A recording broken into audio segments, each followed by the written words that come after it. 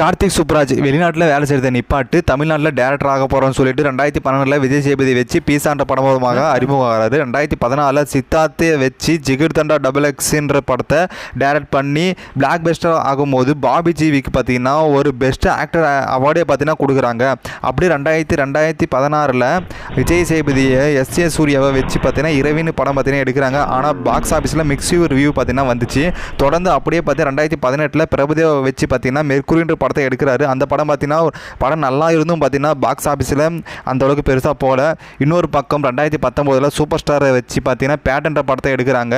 ரஜினிக்கும் ஒரு மிகப்பெரிய பிளாக் பஸ்டர் மூவியாக கார்த்திக் சுப்ராஜுக்கும் ஒரு ஹிட்டும் கிடைக்குது. அப்படியே 2021 தனுஷை வச்சு ஜெகமே தந்திரன்ற படத்தை ரிலீஸ் பண்ணுறாங்க. ஆனால் அது பார்த்தீங்கன்னா நெட்ஃப்ளிக்ஸில் பார்த்தீங்கன்னா ரிலீஸ் பண்ணிட்டாங்க. படம் பார்த்தீங்கன்னா ஓரளவுக்கு பார்த்தீங்கன்னா நல்லாவே இருந்துச்சுன்னு சொல்லலாம். 2022 விக்ரம் அவனோட பையனை வச்சு பார்த்தீங்கன்னா மகான்ற படத்தை எடுக்கிறாங்க. அது பார்த்தீங்கன்னா ஒரு மிகப்பெரிய வெற்றி அடைஞ்சு ஆனால் பார்த்தீங்கன்னா ஓடிடியில் விட்டுட்டாங்க. அப்படியே 2023 அவர் படத்தையே பார்ட் 2 எடுக்கிறாரு, ஜிகிர் தண்டா XX. இந்த படம் பார்த்தீங்கன்னா ஒரு மிகப்பெரிய வெற்றி அமையுது. அதுவும் இல்லாத பார்த்தீங்கன்னா தேட்டரில் பார்த்தீங்கன்னா ரிலீஸ் பண்ணிட்டாங்க. அது ஒரு பார்த்தீங்கன்னா ஒரு பெரிய ப்ளஸ்ஸாகவே அமையுது.